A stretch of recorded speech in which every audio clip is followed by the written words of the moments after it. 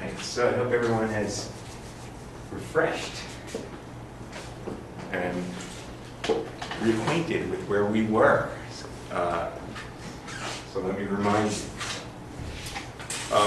So what we're talking about on the road to our general study of decoherence and measurement are the foundations of how we describe open quantum system dynamics. Okay? So the general paradigm for that is to think there's some particular subsystem that we call the system whose evolution, whose dynamics we seek to follow. And there's all the other degrees of freedom which can interact with our system, which we call the environment. Okay? And so if we have such a description, if that's all there is to the universe, then the whole thing evolves according to some unitary evolution. But the subsystem, that we call it the system, doesn't necessarily evolve according to a unitary map. And the way we can describe that is for a particular case where we say, let's suppose that the input here initially, the system is uncorrelated with the environment. And then the two interact. They evolve according to a general unitary map for everything. And then we trace over the environment, and that is, after that interaction, what the state of the system is alone, right? That's all the rules of quantum mechanics. And what we showed last time is that thus can be written as a kind of input-output map. The output state is some superoperator, that acts on the input and gives us the output. And with this representation, we showed that this is equivalent to a sum of what look like unitary maps, but are in fact not generally unitary maps. They're Krauss maps. Okay? So these operators M are the so-called Krauss operators, and this model that we've written, those Krauss operators are the partial matrix elements. So these states are states of the environment. And we take the partial matrix element, so what's left here is not a number, but an operator that acts on the system.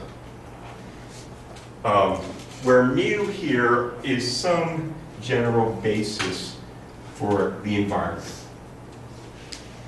It need not be an orthonormal basis, by the way, although I think I said that last time. It's not necessarily the case. For example, if we're talking about modes of the field, this could be the set of coherent states, which is an overcomplete but not orthonormal basis for the system. And we'll come back to that. That will ultimately become interesting and important when we talk about continuous measurement. Okay, so this is we've had what's called a model, an ancilla model for where we think about the environment as an ancilla system to the system for our input-output map. But more generally, we could say that we want whatever our map is on the system to satisfy some physically motivated or informationally motivated properties. That map should be that the output state should be a physical state, which means that its eigenvalues better be positive.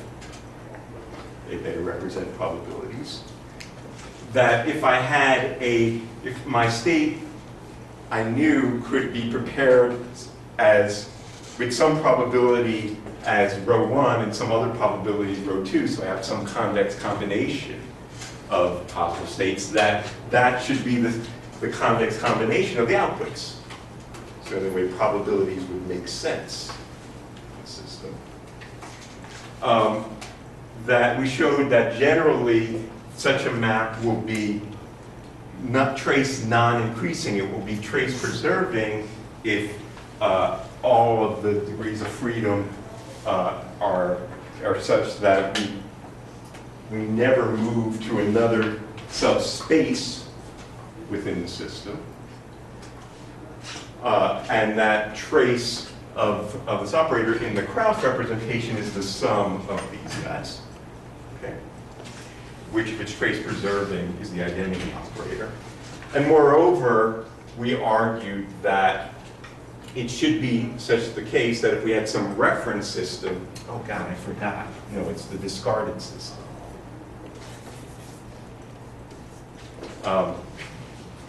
If we have some other part of the universe that is out there,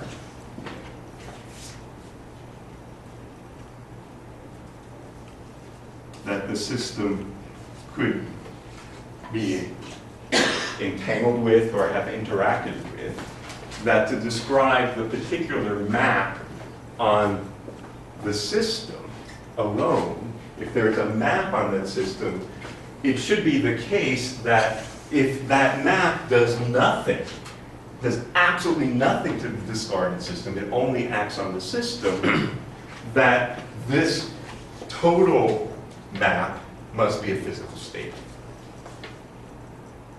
That's the condition of what's called complete positivity. And there's a whole deep mathematical structure associated with that.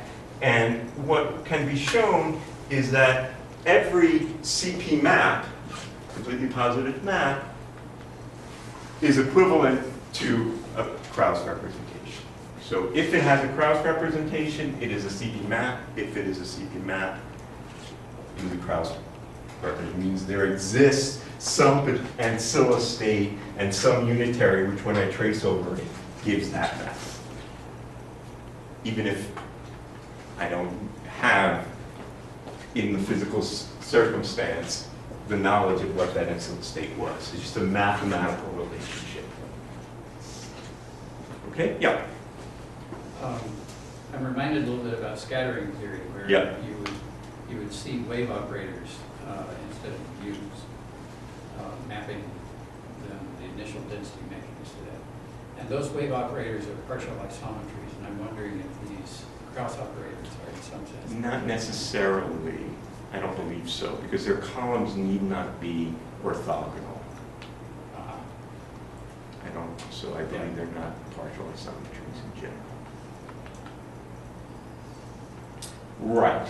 Now, one last point to reemphasize here is the particular case that, suppose to give a little bit more thought to what these Krauss operators are, is if we started with our system was initially a pure state, and it evolved according to this map,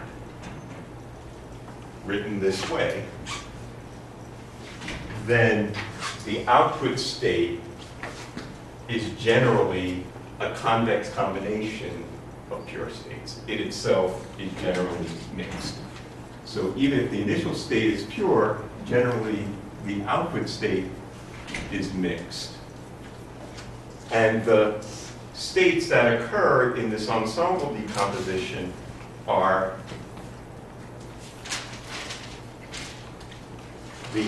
given by the action of each of the Krauss operators on whatever this state is, renormalized, because this is not a unitary, so I forgot that, got to renormalize it. Where the normalization here, the square of the norm of this vector is the expected value of n dagger n. Okay? We'll come back, that's going to be very important when we talk about quantum trajectories, this interpretation. But one point we didn't mention last time that I just want to conclude with is the point that the Krauss operators are not unique. There it is.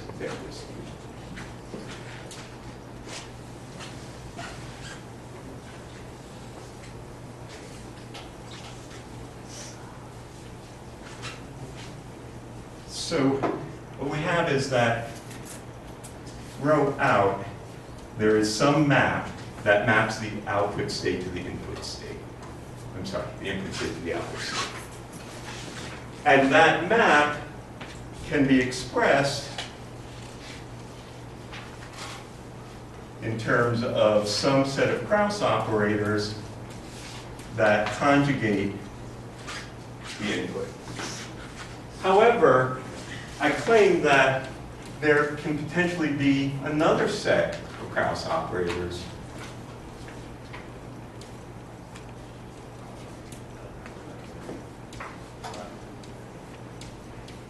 which, when conjugated and summed, give exactly the same output state. Okay? So the set of Krauss operators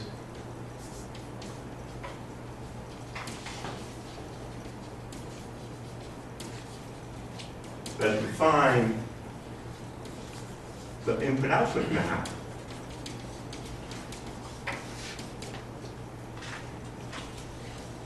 are not unique. How do we see that? Well, there's many ways to see that. One way to see that is to look at the following. Let's just look at this particular case where the input state were pure. Although this is generally the case, it's not restricted to the case that the input state were pure, but let's just look at that as a specific example. So what we have here is that the output state is itself a statistical mixture.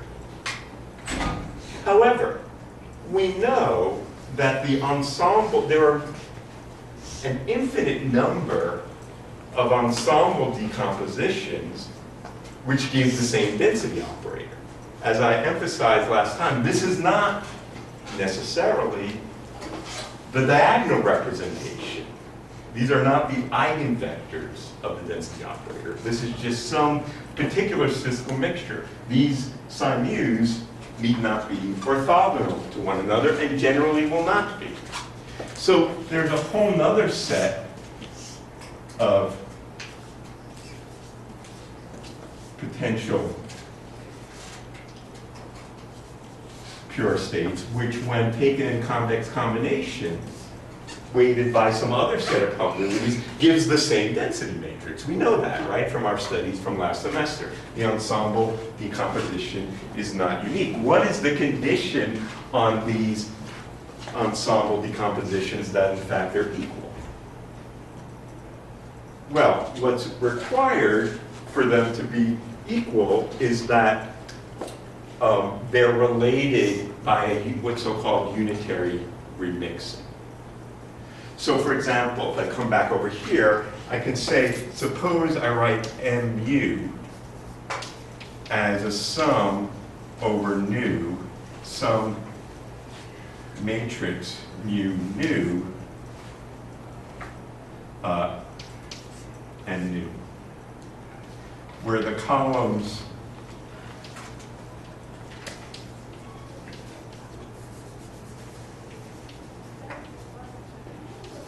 are orthogonal.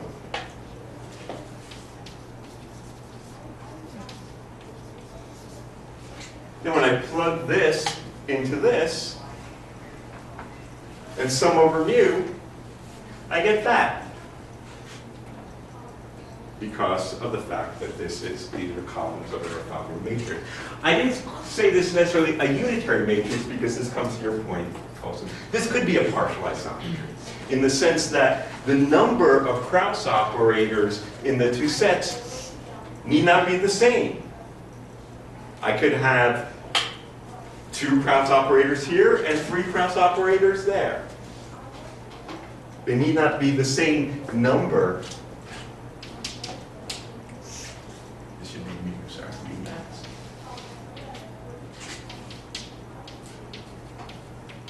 these need not be the same.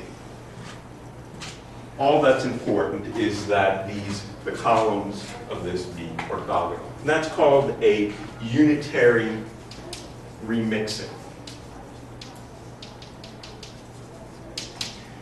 Another way to look at it is the following. When we derived the map based on this model, we chose an arbitrary basis in which to do our trace over the environment. We could choose any basis we like. And that basis can be overcomplete. It need not be orthogonal. As we know, we can take the trace, for example, for coherent states, we can use a resolution of that identity over a continuum. And then I'd have a continuum of Krauss operators. That'll be fun. Or I could have something that's finite, but overcomplete. So as long as I can define the trace class, I can choose any basis I like to take this trace, and I'll get a different set of Krauss operators, as long as there is a way to transform from one basis to another. The point of this is that in this open system dynamics picture, the system is coupled to the environment, but we're tracing over the environment. We're not looking at the environment. And because we're not looking over the environment, it doesn't matter what set of states we use in order to analyze the dynamics of the system alone. Now, it might be interesting to say, hey, what would happen if I actually looked at the environment? And how would that affect the system? Well, then we'll have, that's going to be an interesting thing to think about. Because then the different Krauss representations will represent different possible measurements that I can do on the environment, which would then affect the system differently. However, if I sum over all possible measurements that I do of the environment, well, then I better get the same thing. That's a little bit of a foreshadowing of the theory of quantum trajectories. Yes, sir. So initial state can go to the final state in any possible trajectories, right? I mean, depending on, since there is no unique Krauss operator, so it can take any trajectory, I mean, any type of. I'm not sure you mean by any. They must be related in this way. And what is true is that this is unique. So this the relationship between the input and the output is unique. And it's defined by the nature of the interaction that occurred. It's the physics that occurred defines how the system evolves when it's in contact with the environment. What is not unique is how that particular input-output map is decomposed into a set of these conjugated type interactions. Once I sum over mu or sum over nu, I get the same thing. Because we're not keeping track of what's going on to the environment. So the question is that, is there any preferred set of Krauss operator which will be preferred when the system goes from input state to output state? No. No, what I'm saying is that this equals this, no matter what, as long as these guys are related this way. There's no preferred set of Krauss operators that defines the map. They're equal mathematically, period. What is a different story is if I don't do this kind of dynamics where I trace over the environment, but instead look at the dynamics of the system conditioned on some particular measurement of the environment. If I actually look at the environment and ask, how does the system update conditioned on what the environment, what I saw in the environment, well, then there is a preferred set. But if I then sum over all possible measurement outcomes, well, then it's independent of the particular measurement I do.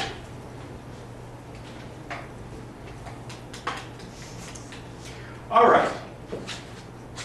So now this is a fairly abstract, and it can become much more abstract if you really get into the guts of this, mathematical description of input and output. There's not a lot of physics here, and I want to put the physics in now. To get started on that, I want to think about the following.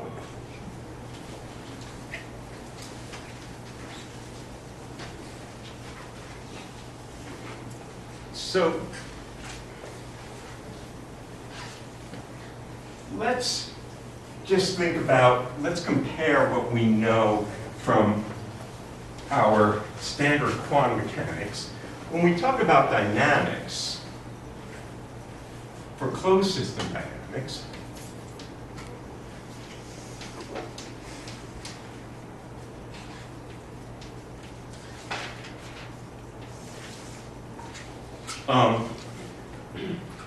we say, okay, there's some unitary evolution. There's a unitary map which takes me from, maps me from what the system is at time t1 to some later time t2. Such that the evolution generally of whatever the state, if it's evolving unitarily,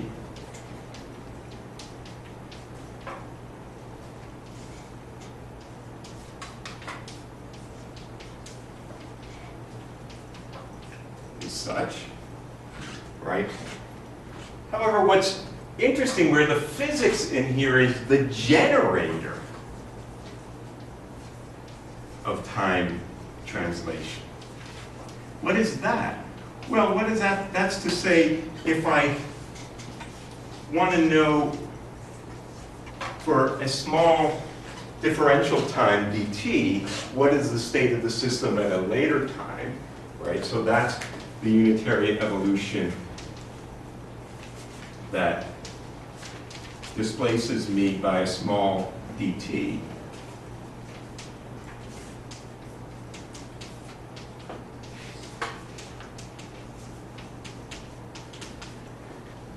Then what we know is that the generator of these time translations is the Hamiltonian. That's where the physics at. So we say that the generator of time translation is what we call the Hamiltonian. And we give it, so that's where h bar comes into the story. So this is where all the physics is at. This is the Hamiltonian. It's the generator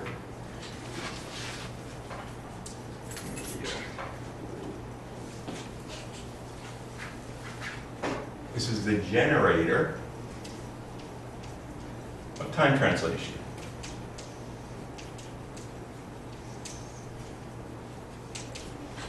Okay.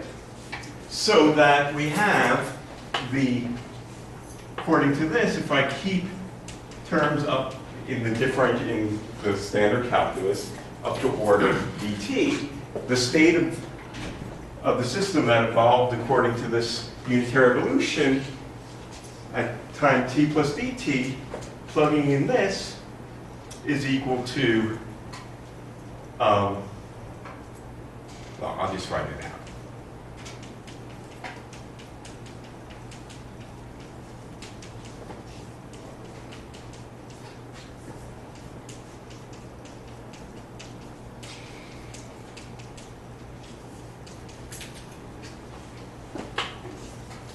So that's rho minus I over h bar ht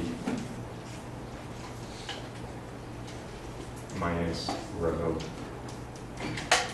h dt plus order dt squared, which we neglect in calculus. Okay? So what we see here is we get the Schrodinger equation. That written here in terms of the density operator, but it's still the Schrodinger equation, which says that the time evolution of the density operator is given by the commutator of h with rho. Or I can write that as a kind of map, minus I h bar, the add operator in the Lie bracket sense, acting on rho t, where add A on B is the commutator of A with B. I want to be fancy.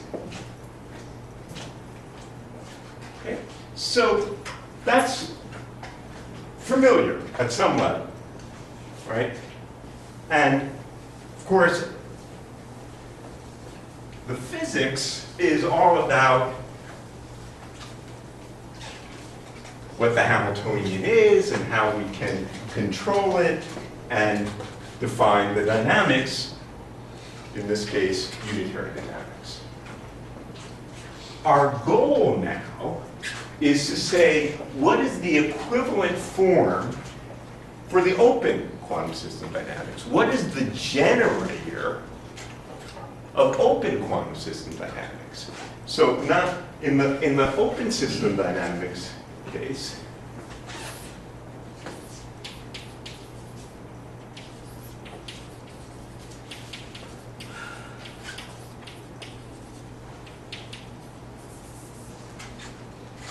we had that, we could look at this now, input-output, as a time-dependent thing. The state at time t is some map which, well, I'll write it in a kind of similar way.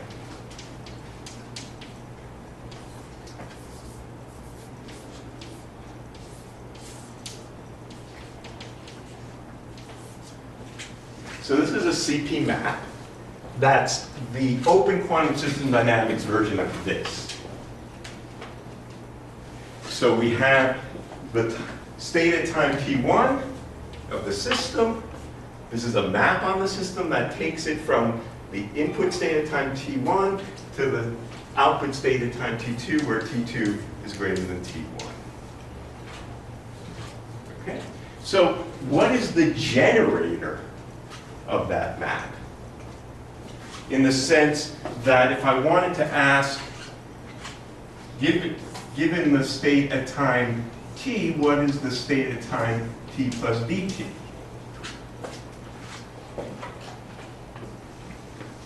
Okay.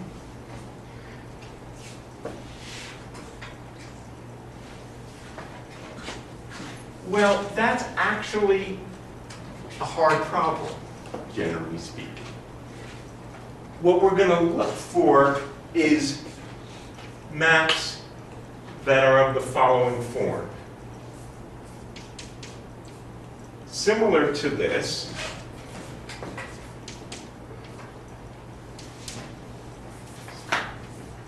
so they take the state at time t to the state at time dt, acting on the state at time t. Okay. So we seek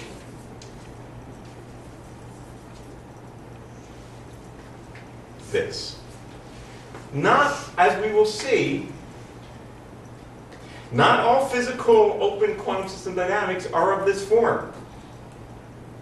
This is a very special case, because what we see, as we'll show in some detail as the lecture proceeds, the map generally doesn't just act on the state of the system at time t, but depends on the whole history between t and dt.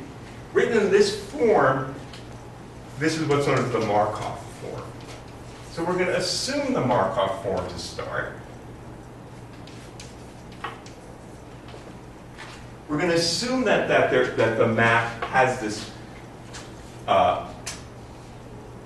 form, that is to say that the state at time t plus dt is a map acting on the state at time t. And then given this assumed form, figure out what the Krauss representation of this has to be, just from the basic properties we described.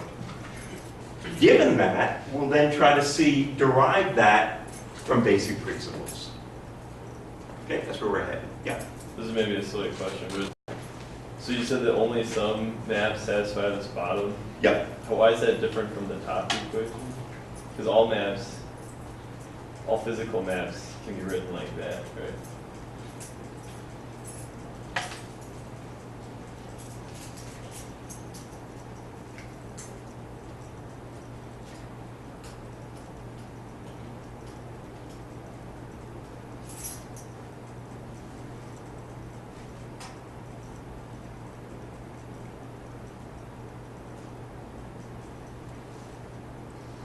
Let me see.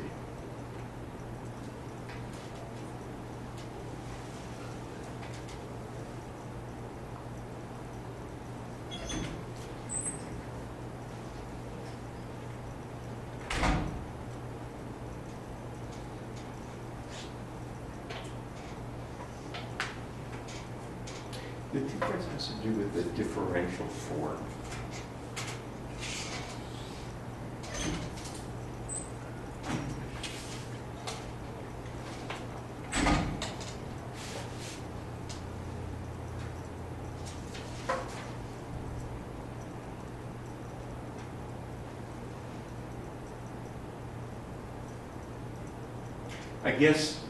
I guess what's wrong about this is this.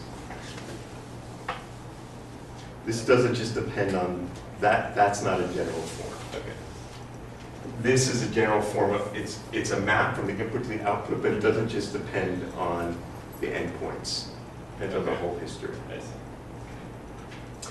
But this is a very particular map. Okay. It only depends on the endpoints.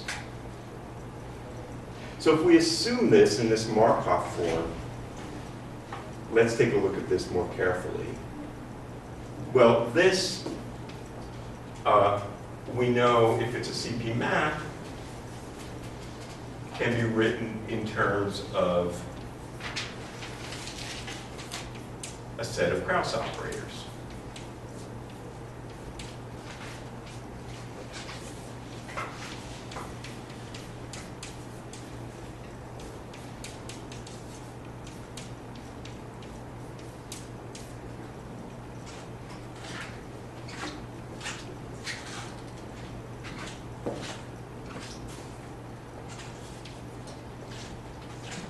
All right, so let's see.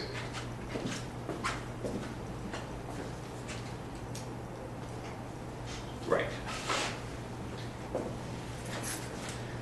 Whatever this is has to be of a similar form to what we have over here. That is to say, the state at time t plus dt can be written as this plus some operator dt plus order dt squared. Let me just finish this question. So now the question is, what form must the Krauss operators take in order to achieve this kind of differential map?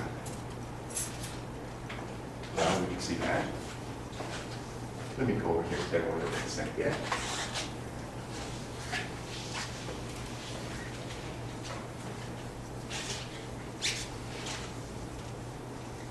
The second Krauss operator is a dagger. Indeed. Thank you. So what do we have? Well, firstly, we can write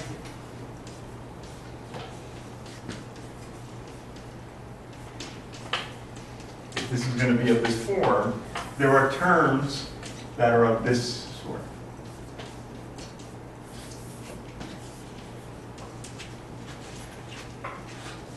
Right? Because those terms, if I look at their conjugation,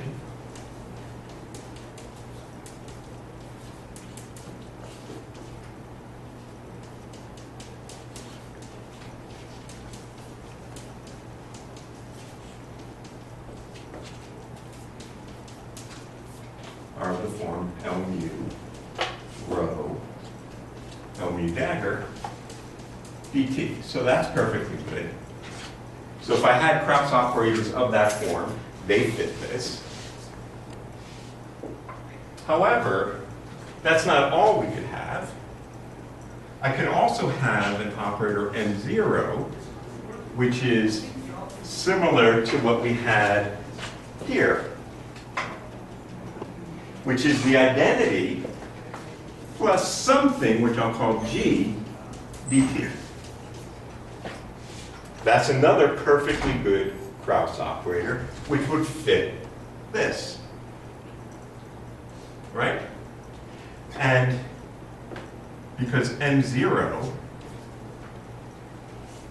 rho M0 dagger is rho plus G rho plus rho G dagger dt plus order dt squared. So all of that is perfectly good. And in fact, that's all we could possibly have. These are all the possible forms of the Krauss operators. Yeah? The second argument on the top line and the n hat, should that be dt? The second argument of the n. Oh, that should be a t. Yeah. And the line above it. Yeah, thank you.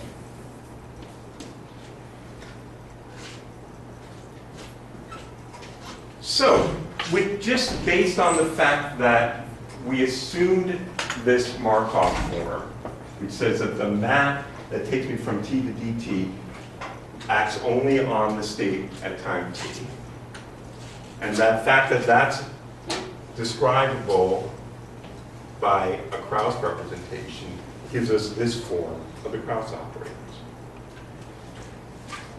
Moreover, if the map is trace preserving, so let's look at that specific case.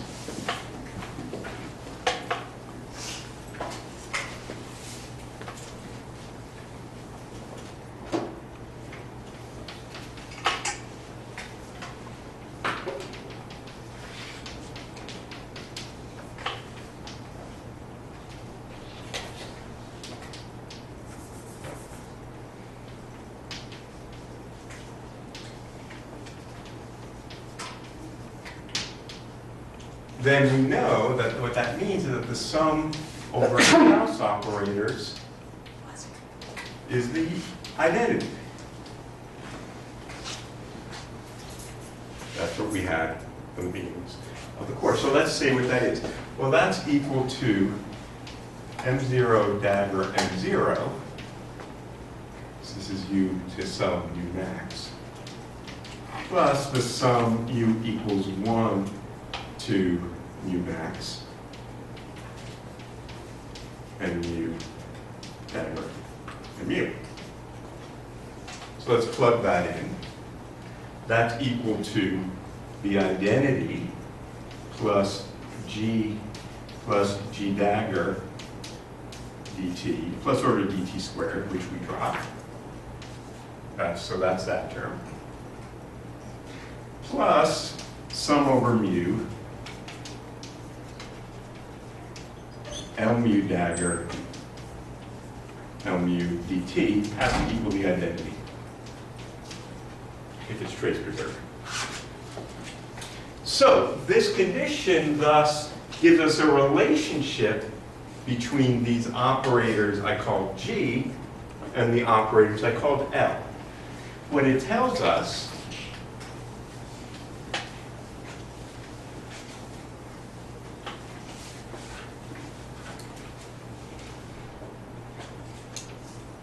is that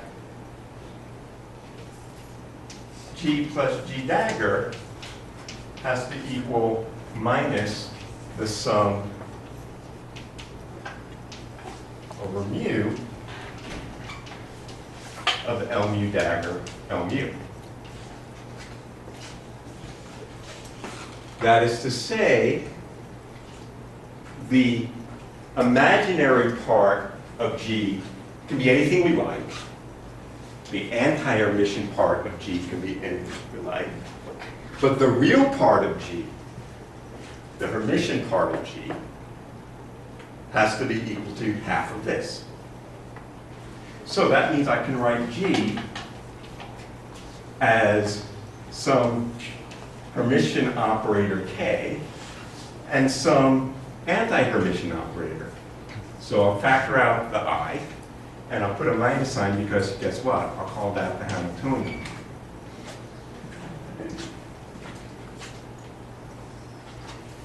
And K has to equal half of this. So it's equal to minus I H,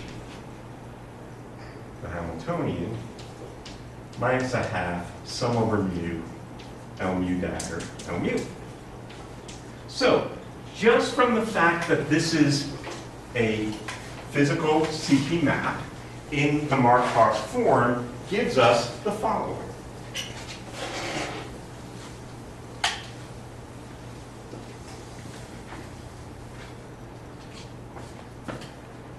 Rho of t plus dt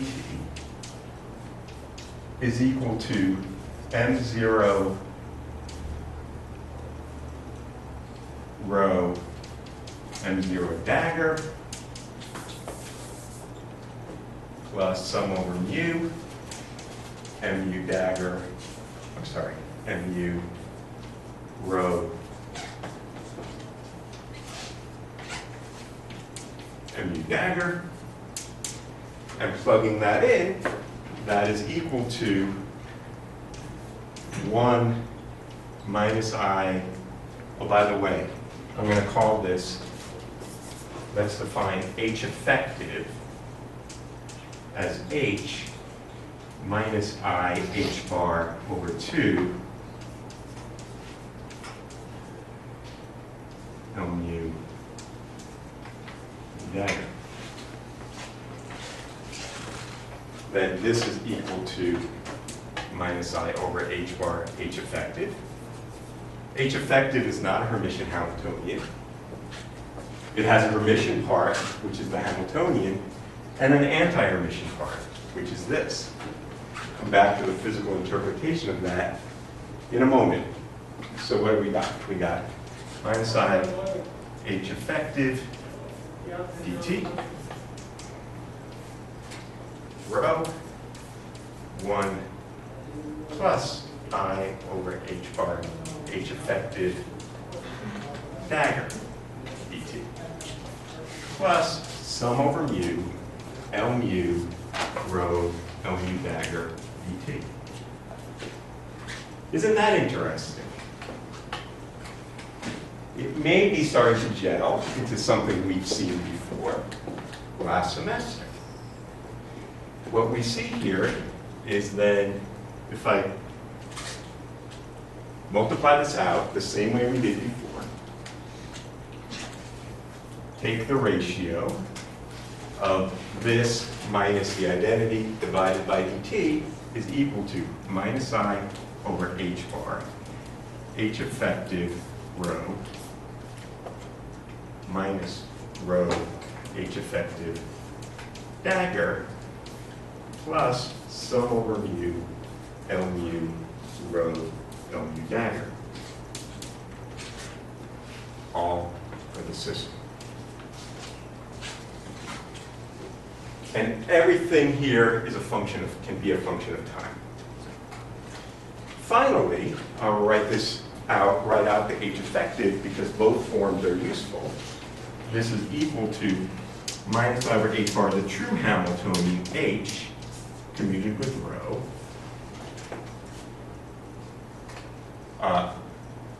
plus minus a half, I'm sorry, plus sum over mu, minus a half, L mu dagger, L mu, rho, minus a half, rho, L mu dagger, L mu, plus L mu, rho, L mu dagger.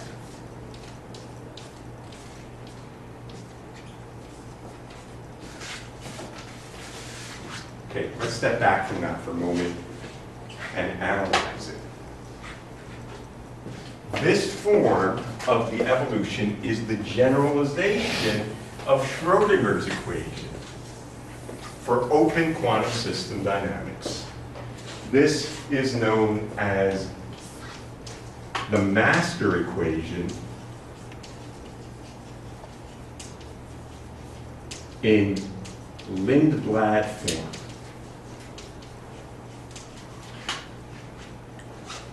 We've seen it. We've seen it last semester when we did this in a somewhat phenomenological way, where we added an imaginary part to the Hamiltonian to take into account the fact that there was a finite lifetime and spontaneous decay. And then in order to preserve population, we had added terms that we did by hand that we call the refeeding terms. This is the form we saw before.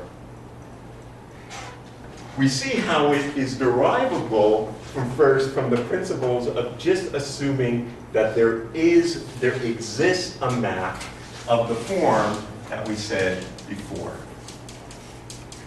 And I'll just write this as dt. So assume that everything is time, the Hamiltonian and the L's are time independent, then it would be of this form.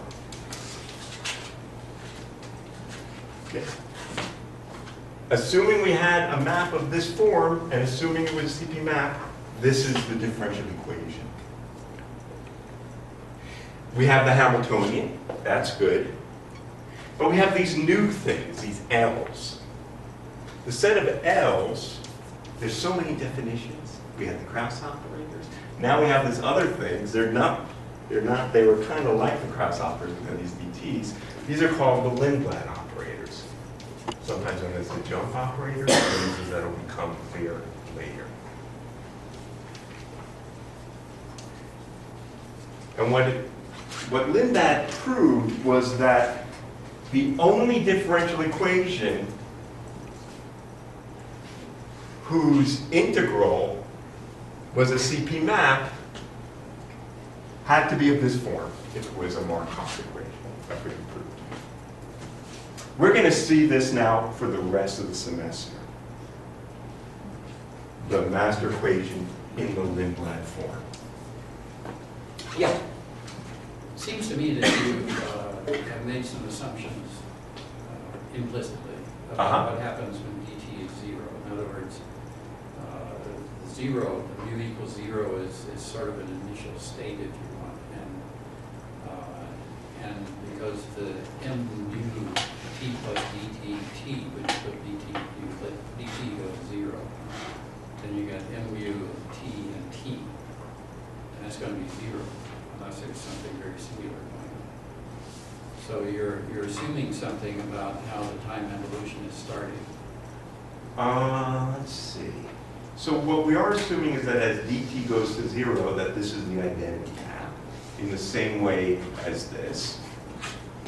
This is important. I mean, it's really a generalization of this. So we have a near identity map. When But dt you're goes to 0. assuming that the identity is focused in one value of mu. That's right. So I chose that particular one to be the case in order for, in principle, as we say, we can do a unitary remixing. The Krauss operators are not unique. And I can mix them together, and we will. But this is a Krauss representation, which satisfies the conditions that I wanted to satisfy, which is that when dt goes to 0, this is the identity map. And that I'm keeping no Krauss operators such that the conjugation gives me anything higher than order dt. So this form is correct. It's not. If you started out with some Krauss operators that were mixed in a different way, then you could transform them so that you would be starting the way that you need. So what we'll see is that we'll always have a Lindblad form, but the Lindblad operators are not unique. So I can, by doing a unitary remixing between M0 and M mu, I'll get the same master equation, but with a completely different set of Lindblad operators. We'll come to that in a little bit. In a little while. Yeah. This is kind of jumping on Charlie's question from earlier. Uh-huh. But in the case that, sorry Charlie, in the case that the Markov approximation breaks down, but you still have, continuous trace preserving time evolution, do you know what way that form would get changed? Yeah, well, that's what we're about to do. Oh, okay. Cool. So what I proved was that if I can write my evolution in the Markov form, then I end up with a Lindblad form of the master equation. What I haven't told you is, what are these Lindblad operators? I wrote them just generally, but I don't know what they are in terms of actual physics. So what we want to do now for the remainder of the lecture and into Thursday is try to derive this now from first principles, from a unitary evolution of the whole thing, and see where the Markov approximation comes in and what's the more general form that doesn't have the Markov form. And maybe that will clarify the question, which I didn't clearly answer earlier. But let's get to it, and we'll see where it came in. So how do we do that? We want to derive the master equation now, not from just the general theory of CP maps, but from the particular physics that describes the interaction of a system and an environment. Okay? So what we want to do is derive the master equation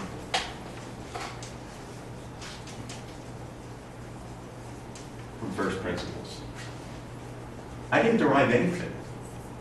All I did is I assumed it had a particular form, and then it, under that assumption, saw what the differential equation had to be. But I didn't derive this form. I just assumed it was there. So now let's derive it, because it's only approximate. We know it has to be approximate because this is an irreversible evolution of the state. And there's no exact derivation of irreversibility. We have to, the rabbit went in the hat somewhere.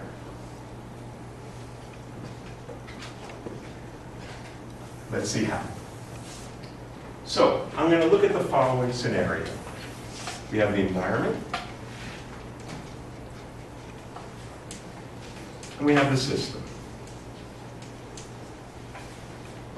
The whole thing is described by some Hamiltonian for the system plus the environment. There is some Hamiltonian for the system, there is some Hamiltonian for the environment, and there's some interaction Hamiltonian between them. Okay?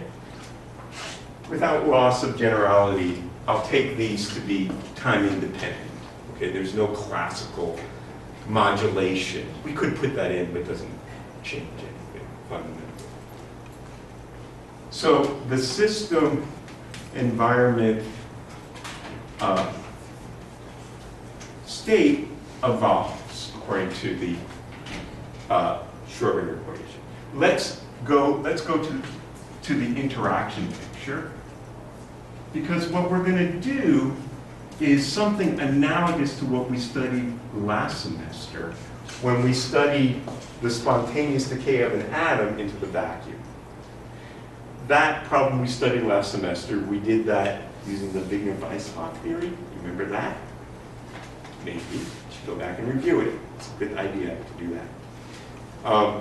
And you remember that was basically, the Wigner-Weishaupt theory was a kind of second-order perturbation theory. It was based on second-order time-dependent perturbation theory. And when you do time-dependent perturbation theory, it's convenient to work in the interaction picture. okay? And in the interaction picture, the state evolves according to the interaction Hamiltonian, where all the operators evolve according to the free evolution. So I'll write down the Schrödinger equation in the interaction picture, where now everything's in the interaction picture.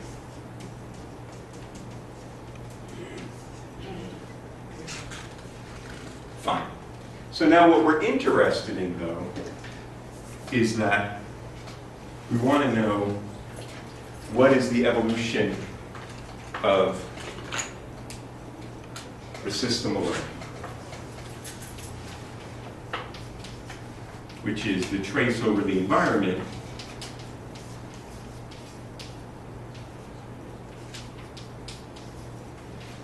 of the joint evolution, which is equal to the trace over the environment of the commutator of the interaction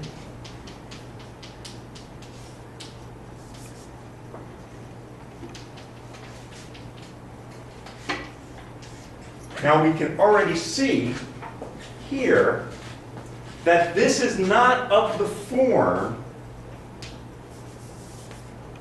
some, I don't know what I want to call it, some L as a function of t acting on the system alone. It's not of that form, because this is the system environment coupled evolution as a function of time. I can't just bring the trace inside here, because the interaction Hamiltonian depends on the interaction between the system and the environment.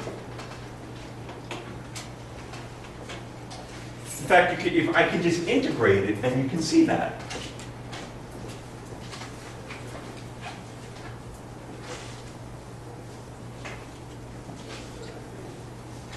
So the system at t plus delta t, the system environment coupled evolution, is that minus the integral from t to t plus delta t dt prime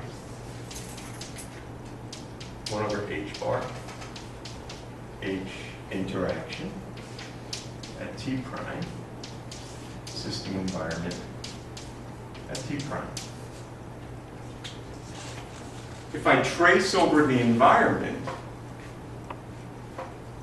well, this depends on the whole history. I can't write this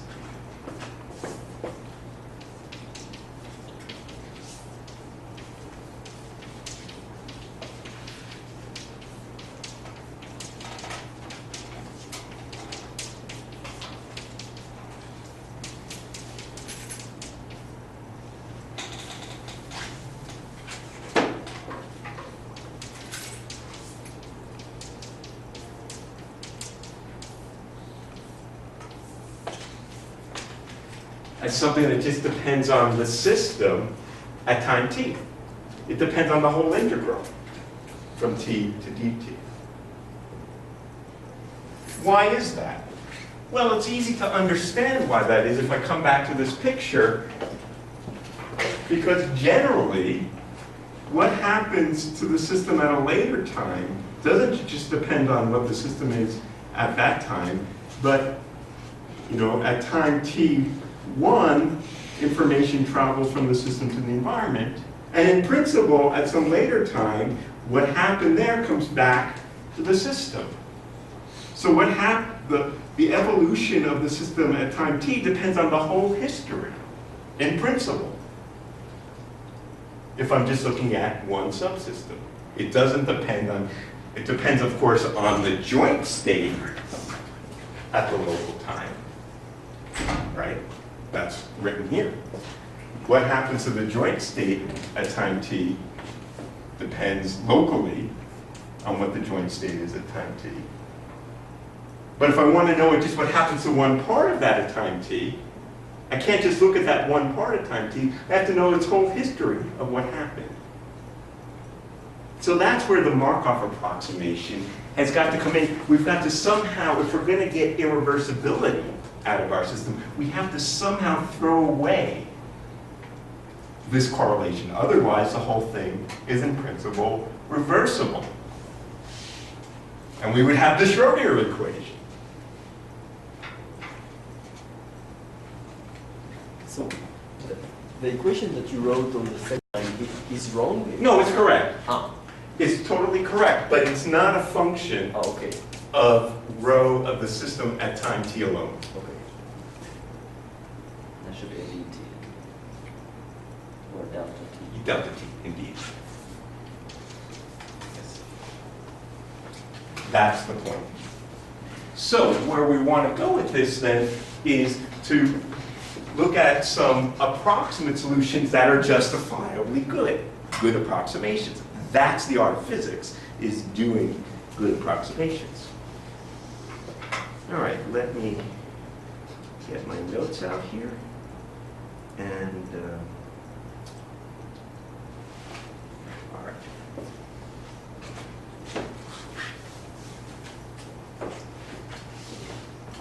Oh dear. The one is shoving along at a snail's pace.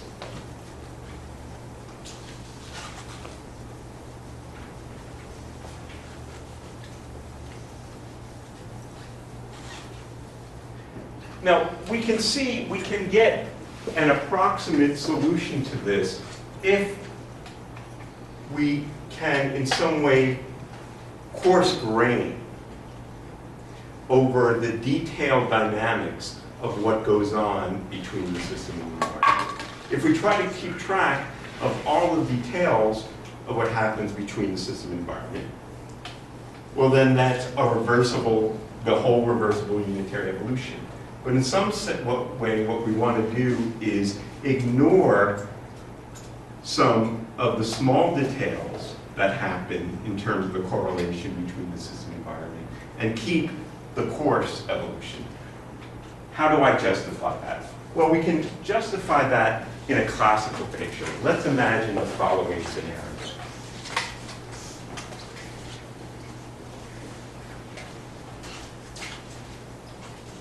Let's think about a classical picture of a system and environment. Suppose here's a lake, okay? And I've got a very hot penny. Ow! Put a little Bunsen burner, and I throw it in the lake.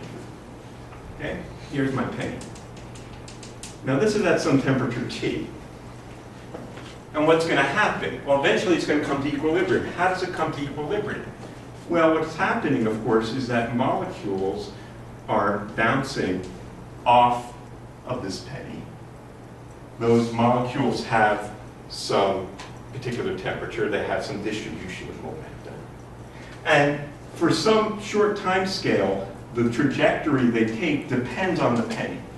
The molecule of water is correlated with the state of the penny. But very, very quickly, it's going to run into other molecules that are moving around randomly. And this molecule is going to come back to thermal equilibrium. And is going to forget about the correlation that it had with the penny. Now, of course, that's not exactly true, right? Because, you know, in principle, the whole thing is a closed system.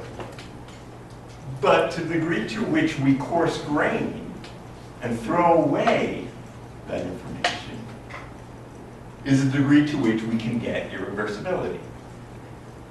The degree to which we lose information about how this particular molecule bounced off of this penny and treat it as just one member of the whole ensemble that's back at thermal equilibrium. Now, an important thing to keep in mind here is that there are two very different time scales. Back to time scales. Here they are. We have a time scale tau c, which I'm going to call the correlation time. This is the time scale over which there is, in principle, I can reverse this molecule and bring it back to where it was because I know exactly how it is. But after some very short time, it's getting bombarded by all these other random molecules, and it loses memory of that particular trajectory.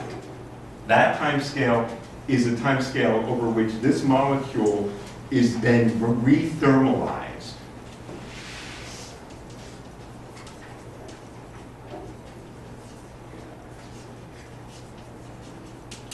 With the rest of the lake. And I can't tell which molecule that was. There's another time scale, which is the decay time. So there is eventually, this hot penny is going to come to thermal equilibrium at temperature T.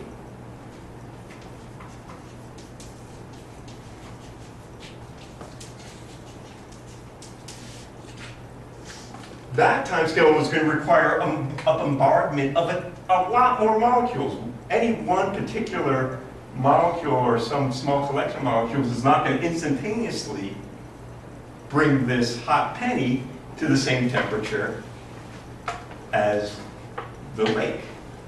And generally, this is huge compared to the correlation time. So this thing will instantly rethermalize compared to the long time scale over which the penny comes to back equilibrium. So the way in which we deal with this kind of non-equilibrium dynamics by which a hot penny comes to thermal equilibrium and eventually doesn't get hot again, although in principle it could. In principle, all the hot molecules that were out there could reassemble themselves and bring all their energy back and make this thing hot again, but we know that in the same way when glass shatters on the floor, in principle, all the vibrations in the world could come back and reassemble it. It just doesn't happen because of the too many degrees of freedom for that to happen. So what we do in order to treat that dynamics is that we coarse grain. We coarse grain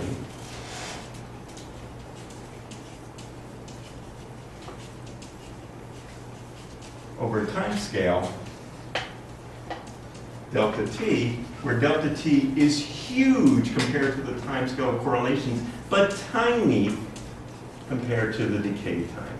And there's enough room, as we'll see in a particular physical example of, say, spontaneous emission of an atom, where we can simultaneously satisfy these inequalities. By doing this, we are throwing away information about the correlations.